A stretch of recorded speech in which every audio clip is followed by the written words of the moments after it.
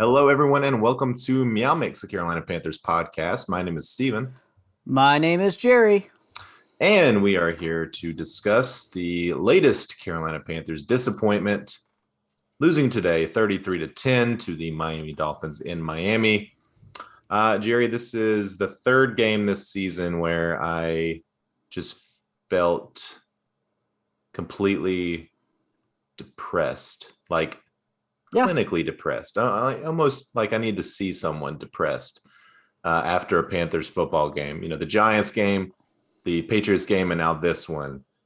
And kind of the Eagles game, there was no too. joy. Yeah. I mean, there was just no joy in this game. This is a decent roster that is getting outcoached. It's getting outplayed, out-schemed. They are pathetic. They look pathetic. I honestly looked at my wife in the second or third quarter. I go, honestly, if I didn't have to do the podcast, I'd probably turn this game off. Yeah. This team just looks pitiful, pathetic. I mean, honestly, anybody who's watching this on YouTube or listening podcast, they're diehard Panther fans like us. Because honestly, no one else wants to watch this. Maybe some Miami fans want to laugh at us, but I mean, that's it. Yeah. Well, we appreciate you, whoever you are watching or listening to this. Panthers now in the basement of the NFC South again. And rightfully so. Now 0-2 after Cam's return as starter. This one, just from the get-go, you could tell it was going to be one of those games. Yeah. The offense was not in sync at all. I mean, looked as bad as it's looked all season, honestly. Even through some of those bad Sam Darnold games. I don't think I've seen a quarterback in a receiving core be as out of sync as they were today. No. This season so far. Yeah. And on the other side of the ball, the first drive, the Dolphins were in field goal range if it wasn't for a sack by Brian Burns. I mean, Tua looked like an all-pro today.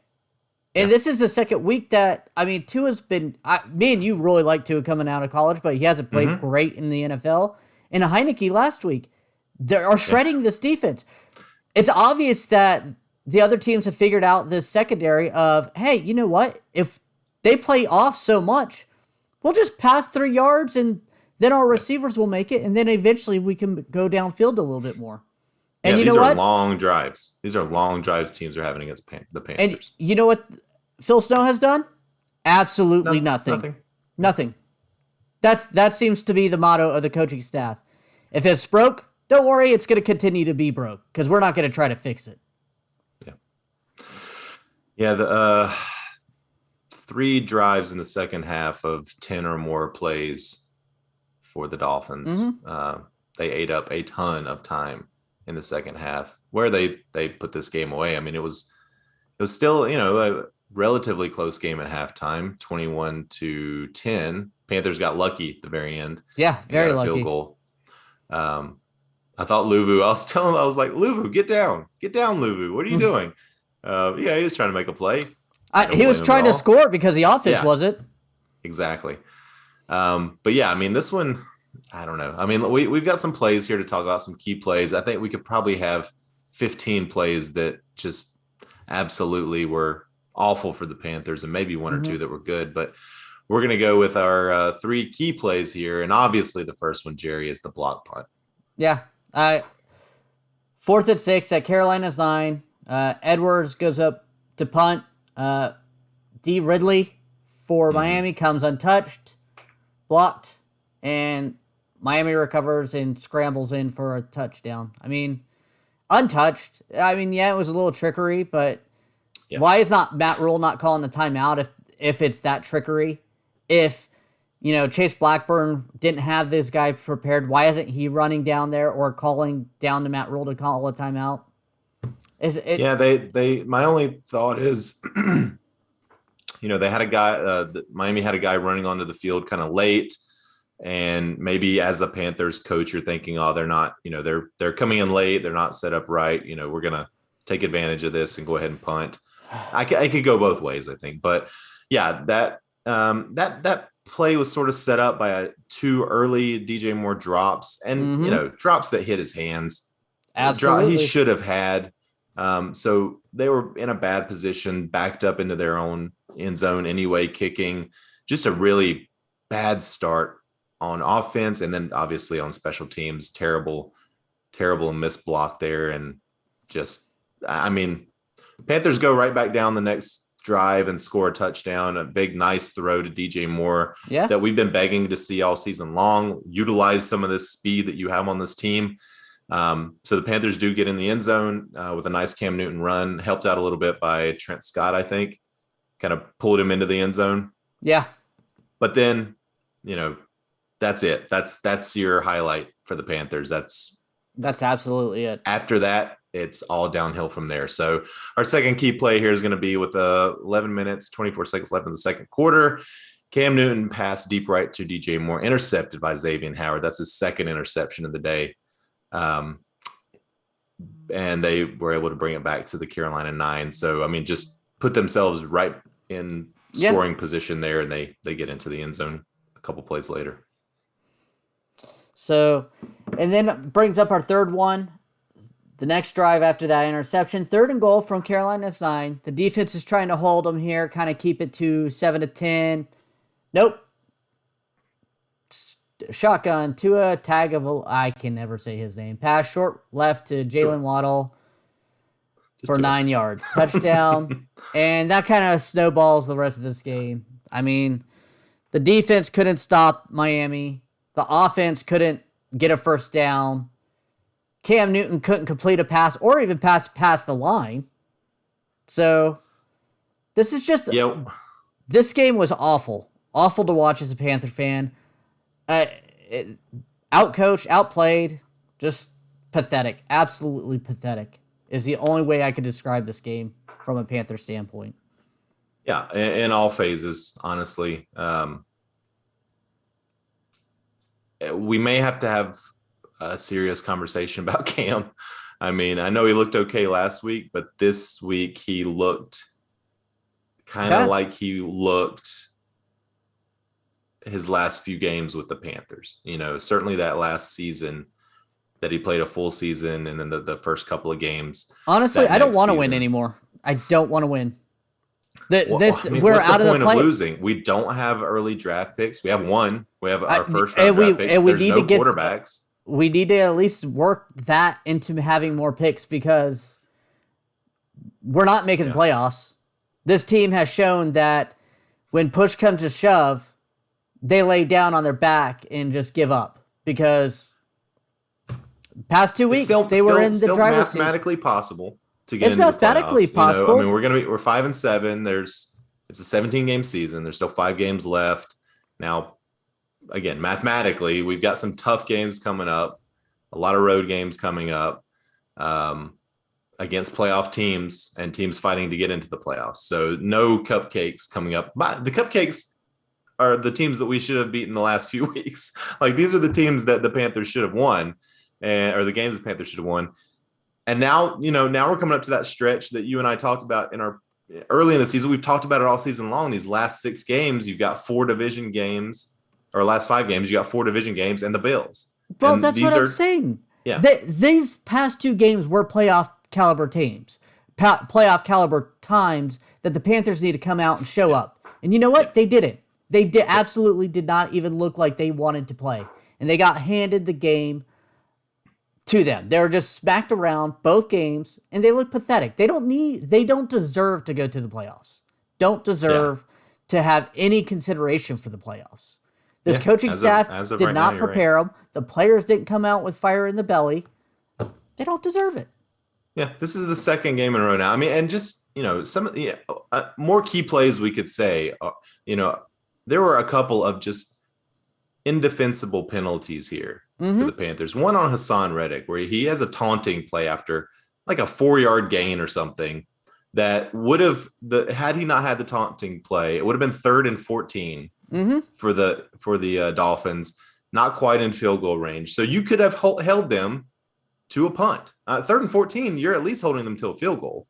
Yeah. But no, he gets the taunting penalty. They get the first down, and at that point, it's like they're on the 18-yard line or something. They're in scoring position to go in and get a touchdown. So there were some holding penalties that, certainly were questionable calls. There were definitely some questionable missed calls that I thought the Panthers should have had. But this game, even as bad as the rest were, this game was not lost because of poor official. The NFL needs to really do something about this bad officiating. All around the NFL, they are really bad. Again, nothing would change in this game if penalties went. We're definitely not blaming the official in this game, but it does make it very frustrating to watch sometimes. And it potentially took points off the board for the Panthers. There was literally one time where I forget what pass rusher was coming in, completely blew his guy up. Tua was running this way, and the guy pushes him in the numbers on the back, straight to the ground. Tua scurried away, and I was like, and they picked up a first down, I think, on that play, and I was like, are they not going to call a block in the back there? No. Yeah. It's just, you call it for, you need to be consistent in calling, and they haven't been. Yeah. Yeah. Again, we're not blaming the refs. Please don't throw all that in the comments here. We're not blaming the refs. No. But this was a poorly officiated game. The Panthers have had several poorly officiated games this season. And like Jerry said, it's all around the NFL. It's not just the Panthers. NBA too, by the way. The Hornets game last night was poorly officiated. But anyway, Jerry, what do we do at quarterback? Obviously, I think Cam's going to have to start. They brought him in to be the starter. PJ Walker's certainly not the answer. PJ didn't look good when he was out there either. You just got to figure out what you're going to do in the offseason in quarterback. Cam Newton. You're writing off the rest of the season, basically. Yeah. Because I'm talking about the rest of this season, but it sounds like you're ready to move on. I'm ready to move on because I don't want to watch this team anymore. I will. I am addicted like a drug fiend and will watch every Sunday, every play like I did today. But it for what? For what? This team's not going to the playoffs. They can't win out. They're poorly coached. They're poorly managed all the way down. So, yeah, I was thinking, I'm thankful for the bye week next week, just as a little bit of a mental health break. And I was thinking, wow, I need a mental health break from watching football. Yeah. Does that say more about me or does that say more about my team? I don't know, because I'm a little too caught up and wrapped up in this. I think I may need to reevaluate some life choices. It's so frustrating because I can't enjoy other games now because every time I feel like I'm going to watch highlights in halftime of the Panthers getting decimated. Yeah. And it's just going to bring anger to me. It's so sad. You all right over there? Yeah, sorry. I'm just trying to figure out my lighting situation here. I agree. It's we do the podcast. We started the podcast because we love the Panthers. Since we've started the podcast, the Panthers have really been nothing but frustrating. We haven't had a winning season. Of course, Panthers, only team in the NFL, has never had back-to-back winning seasons. That's something that Tepper wanted to change, and so far Tepper's had 0 winning seasons since he bought the team. You get rid of Cam Newton, basically as Matt Rule as your first major decision. Bring in Teddy Bridgewater, that doesn't really work out. You bring in Sam Darnold, that certainly didn't work out. And then you bring back Cam Newton. Doesn't seem like that's going to work out.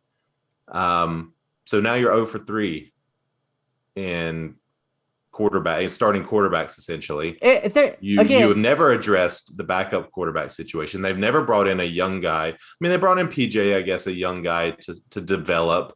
But, he's not a guy that anybody thought could develop into, a major starting quarterback. They didn't also protect these said quarterbacks. They never addressed the O-line. Their attempts at addressing the O-line was guys who flamed out in other cities and other teams, multiple teams, but they bring them in like they're the day one starter and like champion him. They are the day one starter. They are that's, because they yeah, don't address it. right. It's from the top down. I think we're going to be covering our second fired head coach before we have a winning season because I don't trust this front office or the coaching staff to put a winning team together. They Let's can't talk about that a scheme little it. bit. This is something that I think you and I are a little on opposite sides of the fence on. So you're ready to move on from Matt Rule now. Yeah, I You've mean, seen enough. he's lost this team. We're in the playoff hunt, and this team is getting worse and worse because they don't believe him. The scheme is never changing. We get smacked around. Do we change anything? No, we continue to get smacked around. Like I said last week, it looks like they finally figured out how to pass on our defense, and they did it again, and there's no adjustments. Dante Jackson gets burned by Terry McClure. What did we do? We trot him out there against Jalen Waddle, and he gets burned again. Stephon Gilmore, we make a trade for, who's supposed to be one of the best cornerbacks in the league. Yes, you say he's still injured because he's supposedly on That's the what injured. that's what the coaching staff is saying. I'm not saying. I don't. But I have no medical information on that. I mean, Jerry, he's not on the injury report. So at what point yeah. shouldn't he be out there on Jalen Waddle? I mean, he was really their only really pass threat. I felt like going into this game. Yeah, and he certainly lived up to the hype. Jalen Waddle looked really good in this game. Teams continue to run up the Jalen Waddle middle. looked like I wanted DJ Moore to look. Yeah. And I really liked what I mean. You tweeted it out. This is what a poorly coached team going up against a well-coached team looks like, or something to that effect. Yeah, I really liked what Flores and their coaching staff did offensively against the Panthers. They attacked us perfectly. They honestly played the type of offense that I think would work really well here. A lot of short passes, screen passes. They ran the ball when they had to. They got Tua out of the pocket a lot. I mean, they protected him fairly well. I do think that changes need to be made to the coaching staff. You and I have talked about this for weeks. I am not a Joe Brady believer. You're not either. No. I don't think anyone should be at this point. We've seen enough from Joe Brady's offense now to know that whatever tricks he brought in from that Sean Payton offense, they're gone. And he hasn't seemed to been able to do anything else. So I'm fully 100% behind getting rid of Joe Brady. I think Phil Snow has done an okay job. The last few weeks have not been impressive.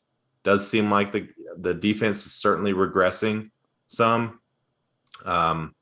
We'll see as the season moves forward. But if it continues down this road and we're giving up 30 points, 27 points, 30 points a game, then there may need to be a change there. For me, with Matt Rule, it's always been a 3-year thing. I've always looked at it as a 3-year thing because everywhere he's been, it's been 3 years. I don't see any evidence that he's lost the locker room. And you mentioned that. I don't see any evidence of that. It seems like they're still playing hard. They're just not playing well. I mean, I'm not hearing anything about, that they've lost faith in their coach. I'm not seeing that on the sidelines. But you're seeing it on the field. No, I'm seeing them play poorly. I'm seeing poor game plans. So for sure. And what about the penalties? The penalties are bad coaching. Poor coaching. Yes, poor coaching. But I don't think that's because the players aren't trying. I don't think that's because they don't have faith in their head coach. Right? I just think they're just not being coached properly, which is to your point again. But I'm not putting it all on Matt Rule. That's all I'm saying. I'm not putting it all on Matt Rule. I know he is the head coach and he deserves the blame and the credit when things go well. But as football fans, I think we have to look past the head coach to where are these decisions actually being made on the staff. Matt Rule's not calling the plays. But this is so okay. So he brings in Joe Brady. He keeps Chase Blackburn. Again, Phil Snow, I think, is the only one that we could say, you know what, they've had a couple bad games. They're getting bullied, they're getting pushed up front in the power run game, and teams have figured out that quick short passes deflate this team, the defense. But the other two, I mean, he brought them in.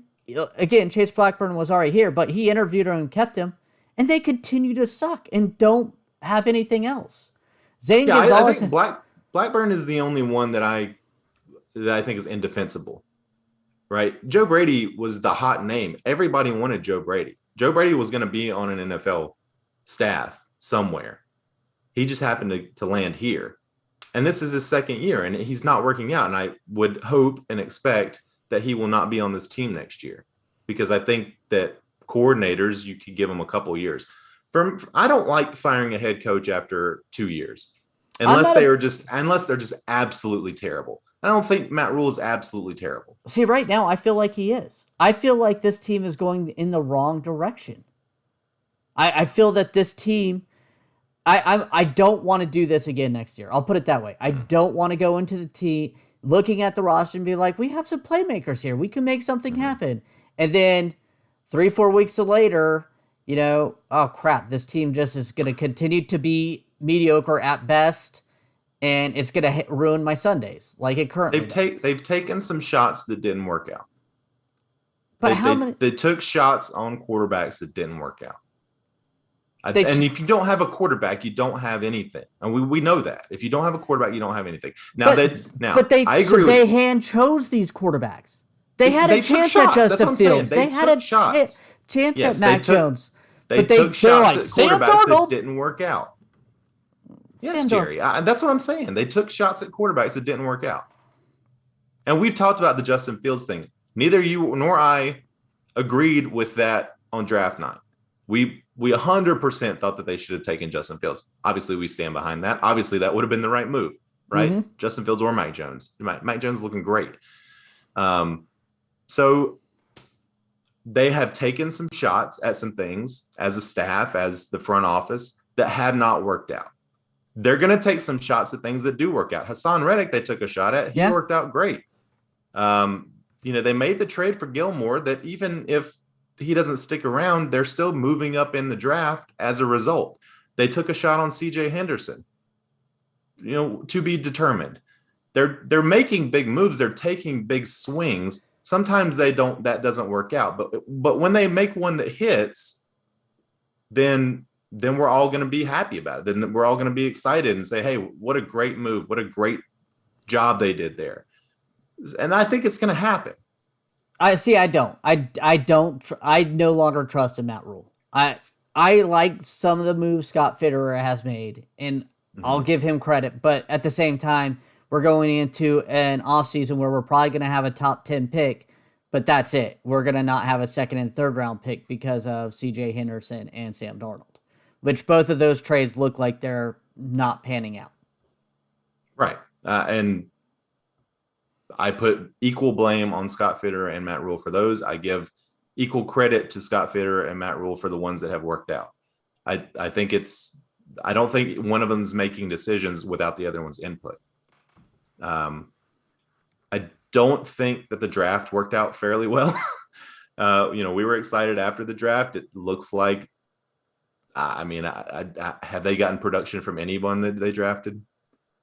I know JC's hurt, but has anyone else been productive?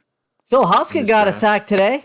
Phil Hoskins had a nice, but our 7th round draft pick. Yeah. He might be the one. He might be the only one. Davion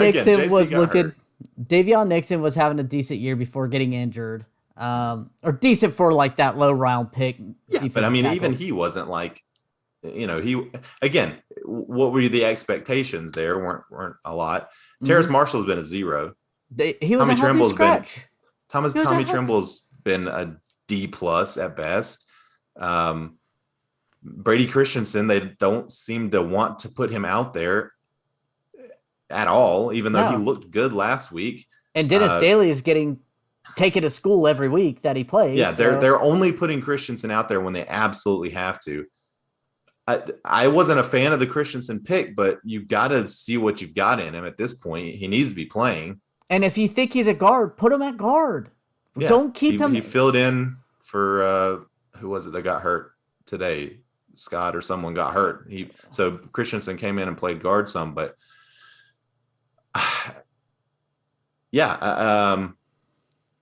So the draft doesn't seem to like it's worked out too well. This whole season, just nothing that they've tried has been working out. Um, Personally, I think you give Rule one more season. You let him see if that third year magic works in the NFL like it did in college.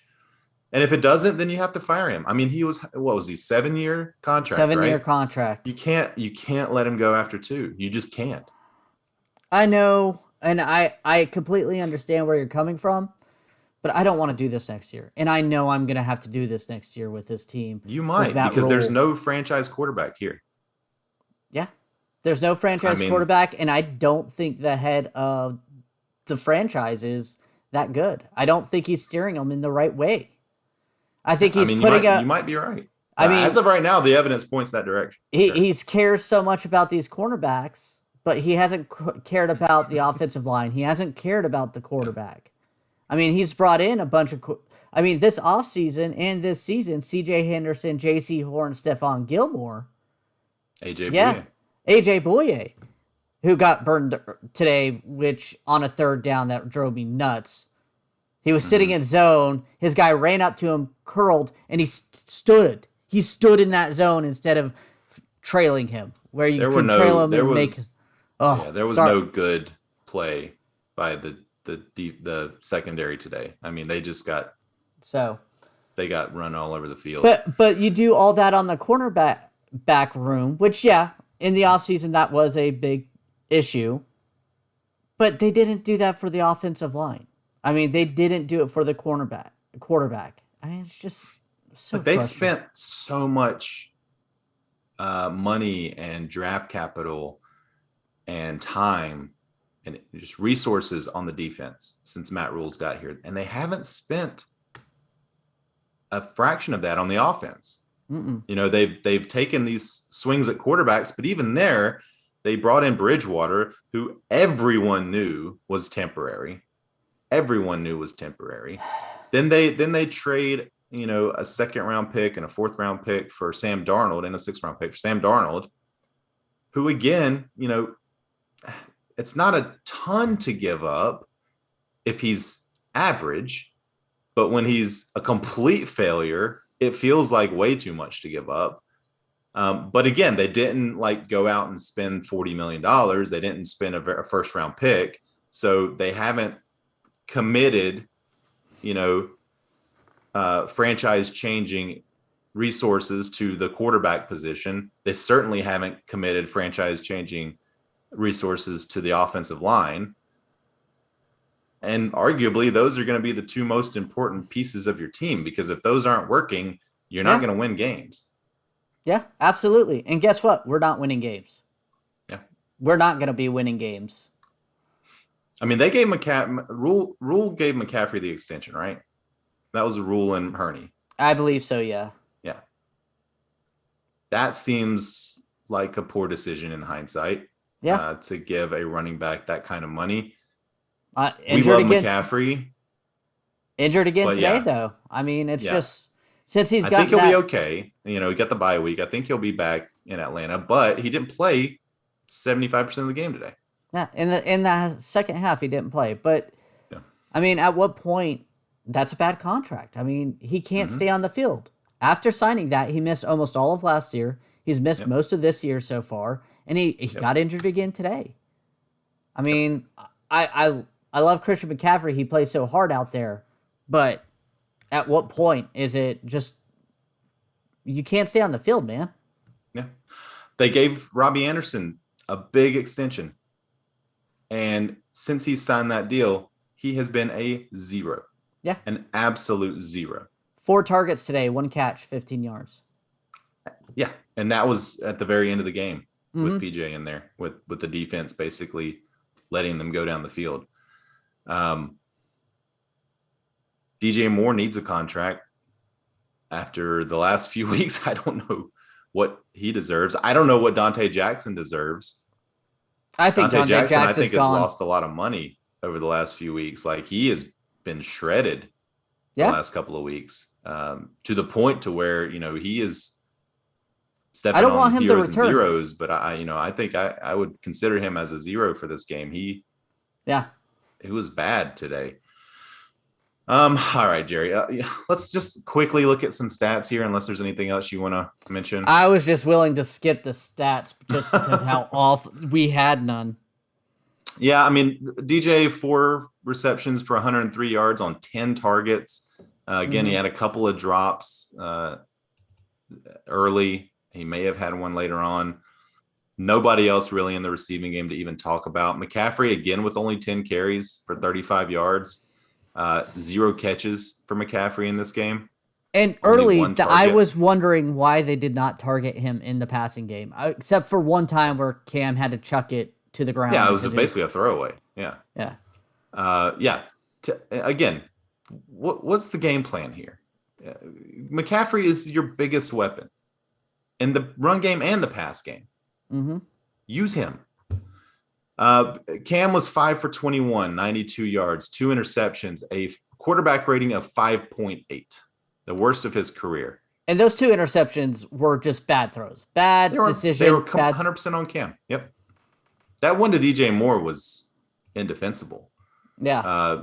The one early, which I think was targeting Robbie Anderson, the announcers were talking about how DJ Moore could have cut his route off a little sooner, and I don't know, but it still looked like a pretty bad throw. It looked like an underthrown ball where if he threw it more to the sideline, further upfield, Robbie still would have had a chance at it, and the corner would not have been able to pick it off. PJ comes in garbage time, goes 5 for 10 for 87 yards and an interception. No confidence was gained by me in DJ or in PJ there. Shaq Thompson leads the team in tackles with 13. Thought he played an okay game. 2 sacks for the Panthers in this game. Phil Hoskins, who we mentioned earlier in the Brian Burns had a nice one. Hassan Reddick kind of missing in action in this game outside of that terrible penalty. Didn't really hear his name much at all. Zane Gonzalez 1 for 1 on field goals and extra points. And then Lachlan had the big block punt. Hard to blame him for that. Looking at the Miami side, Tua was great. 27 of 31, 230 yards, touchdown, no interceptions, protected the ball, just made every throw that he was asked to make. I mean, he had 4 incompletions. I mean, you can't ask for much more. Yep. They ran the ball a lot. They didn't run it well, but they ran 39 times for 111 yards. They ran it enough to control the clock. Yeah. Jalen Waddle, 9 receptions, 137 yards, 1 touchdown on 10 targets. So 9 out of 10. Had a 57-yarder. He was unstoppable. Yeah. Great game. He took the secondary's lunch money. Yep. I mean, he just owned them. He has been really, I mean, he was, kind of, I don't want to say he was a surprise top 10 pick, but he was one of those guys that you could have seen going, top 10 or mid-teens, 15th. Yeah. He was a guy that had a big range, and he went near the top of that range. Miami traded up to get him. And there was, some question about that, but he looks like the real deal. Yeah. Smythe and Gesicki combined for about 50 yards from the tight end position. That's really about it for them. Receiving wides, 5 tackles from Christian Wilkins leads Miami in tackles. They had 5 sacks. So, Jerry, something you and I talked about in our preview was this aggressive Miami defense. They showed a lot of different formations on defense. They were bringing guys everywhere. Now, you and I had talked about, I think you brought up that they didn't have a ton of sacks coming into the game. Well, they got some more today. Plenty in this game. 3 interceptions like we talked about for Miami. And part of that is the Panthers got down early and are chasing and are going to try to throw the ball. And our O-line, we know it sucks. So. Yep. And then Pilardi, their punter, had a great punting game. All 4 of his punts, like within the 10-yard line, I think. He killed it out there. He looked great. So yeah, that's your stats. Just kind of looking at time of possession, 37 and a half minutes for Miami to 22 and a half for Carolina. Again, they didn't run the ball well, Miami, but they ran it a lot and they ran for first downs.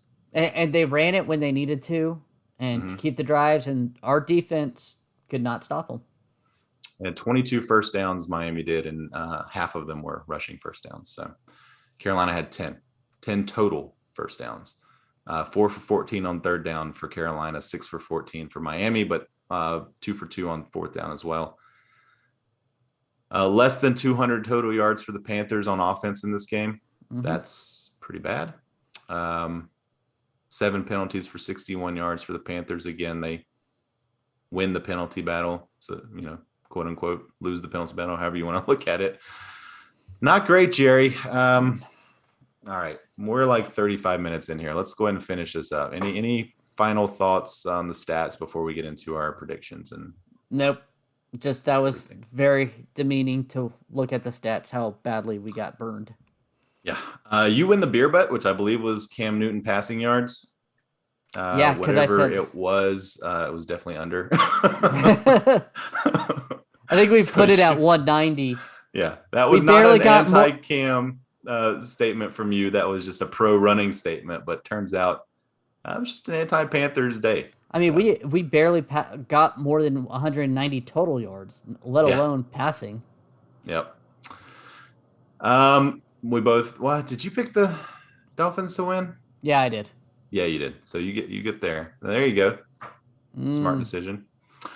All right, heroes and zeros. Any hero in this game that you want to throw out there? I'm gonna give it to Brian Burns. He got that sack early in the game. He had 2 tackles for losses, 6 total tackles on the sideline when they were getting the crap kicked in. He was the leader of that defense, trying to get them to get. Unfortunately, it didn't work. The offense still didn't help, but I'm going to give it to Brian Burns. I like the fire he had. Even throughout this game, he continued to play hard, and I'll give it to him for that. I didn't see any penalties on him either. Yeah. One of the few that kind of played a really good game. I don't really have a hero, so pass. Okay. Yeah. I mean, I'll agree with you on Brian Burns. For zeros, I mean, there's a lot of options here. I may even do 2. I'm definitely going to give it to Dante Jackson. Again, the number 1 receiver on a team goes off. And it's the same type of stuff that he was giving up last week to McLaurin. The same kind of routes.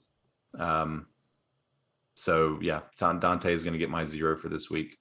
I'm going to give it to Matt Rule. Again, this team is not prepared coming out of this out for the game.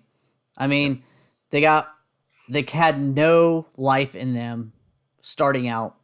The defense got moved all the way back. Luckily for Brian Burns, caused a sack that pushed them out of field goal range on their first possession. Our first possession, 3 and out, punt, block. It's just they looked out of sorts. More penalties, more bad penalties. We get a 15, 20-yard run. Oh, there's a holding call. I mean, it's the same thing every week, and if he's not coaching it up, I don't know. It's frustrating. Yeah. It really is. I 100% agree with you on that one. I'm gonna give my second 0 to Cam Newton. He was off today, badly.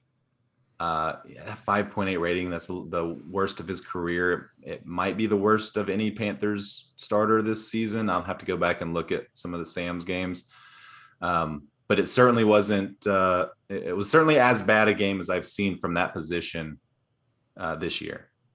I mean, 5 of 21. I was going to say it's up there. I mean, we've had quite a few one of the worst quarterback plays this season, multiple times. Tough. I mean, and he was getting passes just knocked down at the line of scrimmage. This dude's 6'5". Like, raise your arm. If you're just dropping the pass off, like so many of these were, raise your arm level a little bit.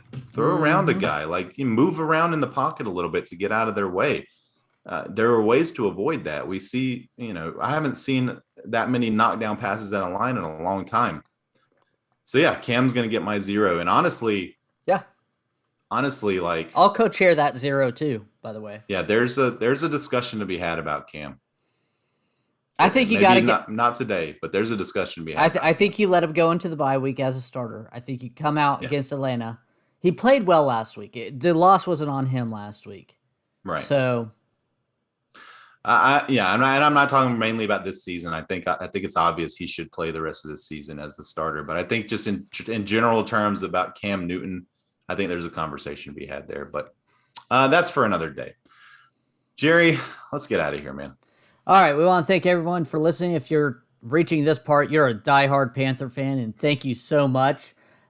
Please follow us on Twitter at MeowMix Podcast. If you have any questions or comments, you can email us at mailbag@meowmixpodcast.com.